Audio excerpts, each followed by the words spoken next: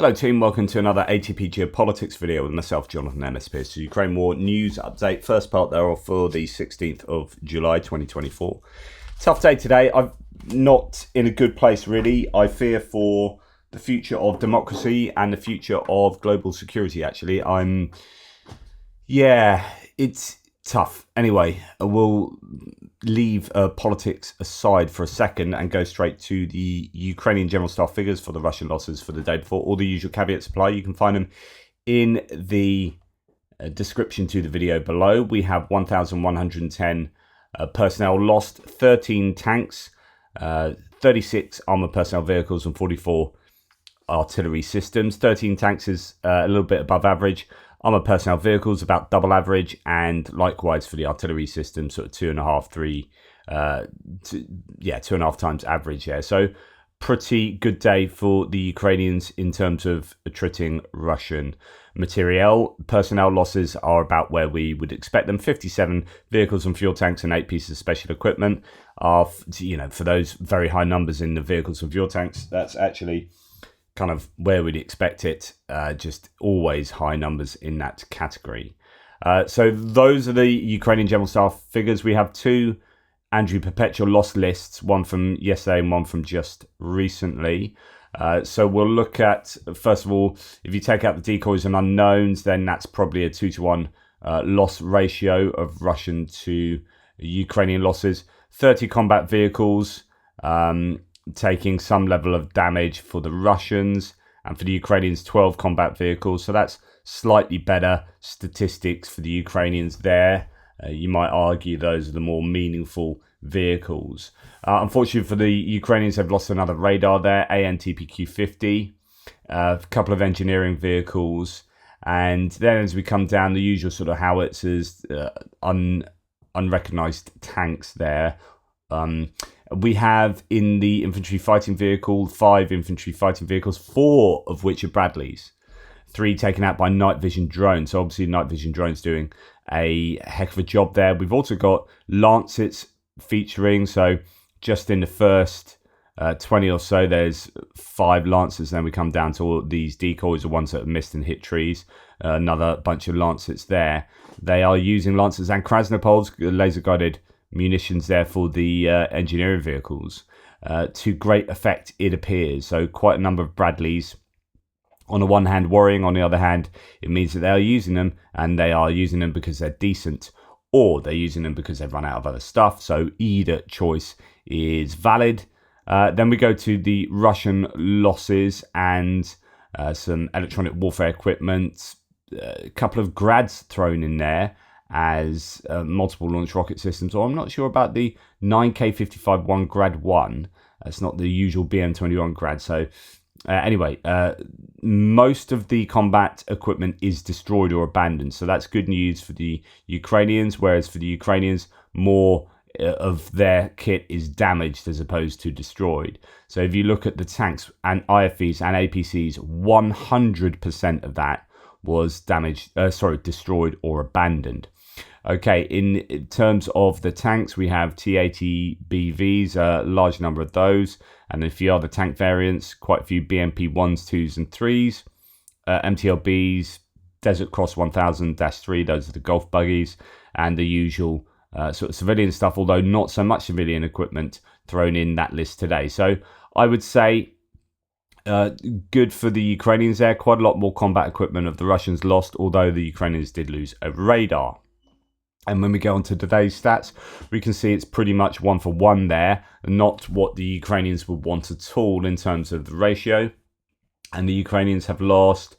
There is a Bogdana there, one of their own indigenously made self-propelled guns. That's destroyed. We have a BM-21 Grad, multiple launch rocket system destroyed, and a few other bits and pieces. AHS Crab, self-propelled howitzer. So quite a few artillery losses there for the Ukrainians. We have a couple of Bradleys as well, too. So we're really seeing a lot of Bradleys at the moment. I do hope that the Ukrainians are receiving replacement Bradleys because there are a number getting damaged and even destroyed. Got a Max Pro, a few other bits and pieces in there. Nothing crazy high value, just a few bits of artillery, I think, something to worry about there. Taken out, interestingly, by Lancets mainly. So we got 4 Lancets taking out the artillery and 2 shelling losses, 3 shelling losses. So actually, that's interesting because that is something of a switch from what we've seen, where it's all been about FPV drones. So yeah, I think Lancets are a problem, as they have been, it seems, for the entire war, without change there. Although they we saw them have a bit of a downtick for a number of months, and then they seem to come back with a vengeance over the last couple of months. As far as the Russian losses, nothing too serious. D-30 howitzers, tracked garden sheds, and a range of tanks, mainly T-80 BVs. Mainly T-80 seem to be lost at the moment, so I don't know what that says. Infantry fighting vehicles, usual lot, transporter loader for a truck, a few other bits and pieces. So nothing too high value for the Russians there. And that would be a day that I think the Russians would be slightly happier with, even though most of theirs are abandoned or destroyed again compared to the Ukrainians. And that seems to be a fairly consistent pattern, that it is more often that the Russian equipment is destroyed than is the case for the Ukrainians. Okay. We're going to go on to this claim that we've seen floating around for the last day. An obituary for an S-300 air defense specialist has appeared. The obituary states he died on the Kharkiv front, but the date and time match with the recent strike on occupied Mariupol. Additionally, the obituary mentions that his unit lost 2 commanders in the past 2 weeks, likely referring to battery or division commanders. And then Null Reports then goes back to satellite images of Mariupol, the air base there being struck, and the implication is that an S-300 system got taken out. Well, Special Kherson Cat mentions that on July the 12th at 1 o'clock in the afternoon, a Russian captain, Nozaev Alexander Valerievich, head of the S-300 air defense system, was killed somewhere on the Kharkiv direction, as the Russians claim, as a result of ATACMS strike. Alexander received shrapnel wounds incompatible with life, and the personnel was seriously injured. On July the 12th, there was an alleged attack of a Russian S-300 air defense system. However, this was not at all on the Kharkiv front, but near Mariupol. On the other hand, the time of death claimed by Russians coincides with the first reports of the strikes on Mariupol. Russians claim the time of death was 1 o'clock. First reports regarding the strikes were 12:42. So, yeah, it looks like that was a successful strike on Russian air defences at Mariupol. Good news for the Ukrainians there, because I think the Ukrainians have lost a number of S-300s recently around Odessa and other places. Can't be 100% certain, but there are some geolocated pieces of evidence that they've had some serious strikes on Ukrainian capabilities as well. Here we have, I meant to show you this the other day and lost the link. It took me ages to find it today. So this is a Spartak vehicle, destruction of a new Russian Spartak. Such cars began to be produced in 2019. Their price started from $500,000. It was stopped by artillery and finished off by FPV drones of the Sharp Katuzas unit. Now, I can't really show you this, but what's interesting about this is a number of drones used to take this out. So the claim is that it's already been immobilized by shelling. And then here, I don't know if we can... Of course that was going to happen. So what you have initially is a drone that's sent in to take out the windows at the front. And then that blasts the windows down. They sort of flap down like that. Then another drone is used to fly inside and blow up the interior. Then we have another drone that is used to blow up the equipment on top. And then we have another drone that hits from the side. So there's at least 4 drones. It might even be more than that. And it goes to show how many drones it can take to completely take out a vehicle. And then that you can kind of draw the conclusion that it's worth it. They want to definitely immobilize it. They don't want this vehicle recovered. You know, it's $500,000 worth of kit, and so if you're going to expend 4 drones on that, then that is a good return on investment. Whereas if you just immobilize it and then leave it immobilized, it can maybe be recovered, fixed up, and brought back again. So That's why they definitely make sure that it's destroyed, and that the equipment can't be sort of whipped off it and used on another vehicle. So maybe it's got some electronic warfare equipment on top, you blow that up as well. But it's just the number of these drones that are used to repeatedly hit, and then you've got another drone that's also doing the reconnaissance there, spotting for this, and I guess this then leads to this sort of observation that Trentelenko has here. So 48 Ukrainian drones in 30 minutes is a gust from is the gust front of the drone firepower in the future. In other words, you think that's a lot, you just wait and see. You're going to need cheap $1,000 or less organic air defense interceptor drones at infantry platoon level to deal with this. The US M-SHORAD, so short-range air defense architecture, is just as obsolete against the current Ukrainian drone threat as the US Navy little crappy ship, LCS, is to the Houthi drone and missile threat. So what's he talking about? Well, PS01 here claims that Russians counted 48 drones over a 30-minute period in one area of the front. It tells you about the density of drones and how it's changed warfare over the past 2 years. Just absolutely incredible. 48 drones in 30 minutes. Just imagine trying to deal with that and what kind of a effect that would have on you psychologically as much as anything else. Right, then we have news of another railway issue here. This one's pretty huge. At night in the Belgorod region, a train derailed at the Labednitskoye Gornicho beneficiation plant. Goodness me, that's a mouthful. According to other data, 2 trains collided head-on at 85 kilometers an hour. I don't know whether that's a relay box being burnt and making things go wrong, whether that is just some simple error, whether there's maintenance issues. I was looking at some other threads that were going back to March of this year, where the Russians, one of the Russian media outlets had admitted that a huge number of trains had been sidelined due to maintenance issues. So I think there could well be some issues for railway maintenance and the continued functionality of the locomotive network in Russia. Yeah, right, then on to distant strikes. Not too much happening overnight. Not heard of anything going into Ukraine, actually. An explosion was reported yesterday in Sevastopol, so that Crimea continues to be targeted right throughout the day and night. It's just continued attacks there. You know, not massive wave attacks, but the odd explosion going on here and there. There are no details yet, but earlier a fire broke out quite near to Belbek airfield.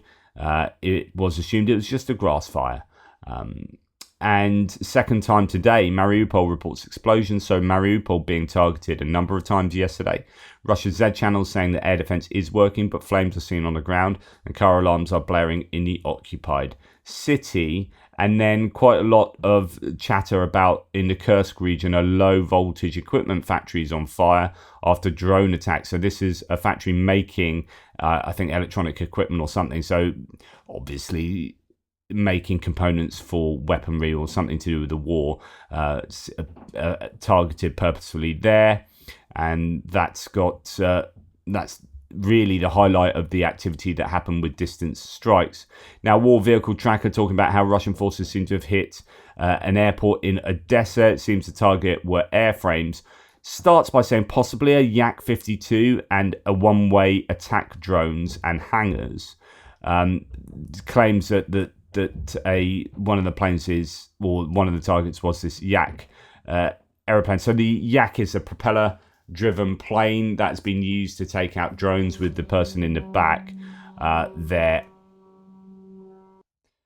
He later points out that actually it's not that, but a plane corrections, not a Yak, but an AN-30 from the museum next to it. So that's really good news that that's burning. And indeed, the really good news is that yesterday I reported these flames as potentially being an S-300 air defense site at the airfield or near the airfield, and actually it looks like that wasn't the case, that this is what was burning, and maybe it wasn't as bad as one might have thought, but who knows what was burning. There might have been drones and whatnot in those hangars. It says, along with the airframes, at least 4 hangars shelters or for likely fuel and munitions were destroyed by the seemingly Iskander-M impact, whose shrapnel damaged the airframes most likely, and claimed. So not quite sure exactly what was taken out there, but that was the news from yesterday's strike on that target. And then other bits and pieces, the activity of Russian forces on the border with Sumy is decreasing, according to Lantushenko, the spokesperson for the 117th Brigade of Territorial Defense. There was an increase in enemy troops, personnel, and equipment a few weeks ago, and now a reduction in mortar and artillery shelling. So if you remember, there was all sorts of worries that the Russians were not only going to be attacking from Belgorod into Kharkiv, but also further along the border and into Sumy as well. And there's build-up of troops there, but it appears that actually shelling and mortar fires decreased there, and it doesn't look like they're going to commit to a cross-border incursion, or at least not at the moment. Now, this was an interesting piece of news. What happened was this was it. The announcement came only a day after Azovstal defender and medic Katerina Polishchuk, and I didn't report this, but she had a big complaint, known under the nickname of Ptashka, or Bird, called on Syrsky and President Zelensky to investigate the unit over the alleged misconduct of its commander, Bohdan Shevchuk. Okay, so a medic came out and complained. I don't think she's any longer in position as a medic for that unit. In fact, might not even be in the armed forces anymore, and so was complaining. She had been captured at Mariupol, Azovstal, and then a prisoner, then had come back and been a medic, been released eventually, and became a medic in this unit, and then complained wholeheartedly about the leader of this unit, and did it very publicly. And we saw this previously when someone was called out. It was Sodol, wasn't it, who was called out, and then Zelensky removed him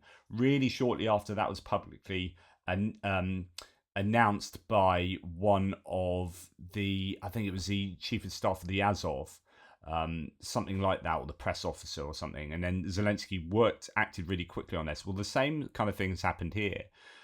So Syrsky orders inspection of 59th Motorized Brigade after recent losses. So the complaint was that bad decisions being made, people were essentially being sent to the deaths, and so on and so forth. She called on Syrsky and Zelensky to do this because, quote, since thousands of soldiers remain in the combat zone under Shevchuk's leadership, I ask you, Commander-in-Chief, to pay heed and conduct an internal investigation. She wrote on Facebook, among other things. And actually, it seems like, here it is. Because of Shevchuk's inhuman and unprofessional attitude, I was forced to stop cooperating with this unit. Not everybody has a chance to resist the criminal orders aimed solely at winning extra stars by this man. Anyway, I think he's now been removed. So interesting, these things do happen quite quickly after they are publicly expressed, and this is something that would never have happened like 50 years ago, 100 years ago in history. Like, there wasn't social media to get on there and say, this commander's rubbish, he's killing his men, and blah blah blah. And of course that would have meant that those situations in history would have just continued taking place, continue to take place. So this is possibly a good use of social media, but you don't always want to be advocating for trial by social media.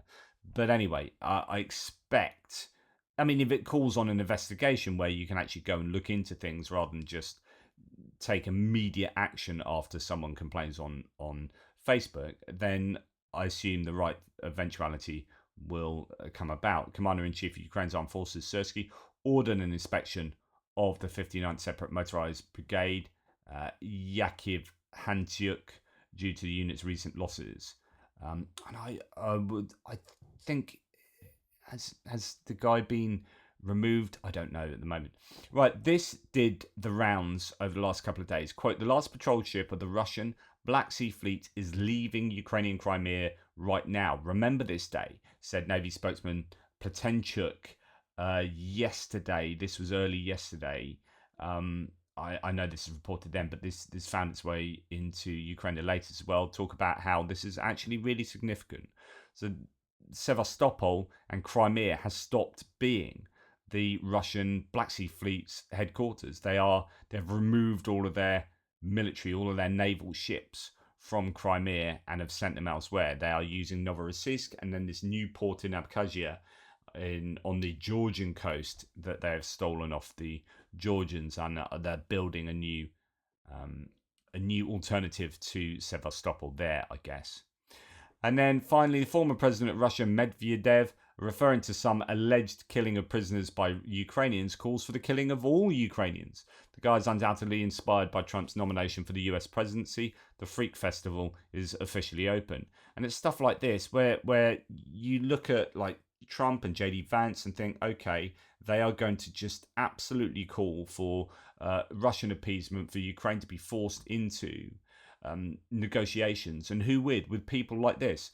Medvedev, who is the former president of Russia, saying, my comrades are discussing what the Ukrainian monsters did to our prisoner, referring to the Geneva Conventions known to the whole world. I was also taught well at my native university. Of course, whatever has happened or not happened there, it would, in any case, even if it was true, would pale into insignificance compared to the war crimes that Russia has carried out. This is just absolute projection. You don't even need to write about it. There can be no mercy here. There is no place for good here. Just kill. Like Simonov, to whom I have referred many times. Remember? No need to feel sorry for them. No need. Nobody. Have they pardoned anyone? Only total executions. No choice. There are no words about mercy, no humanity, no pardon.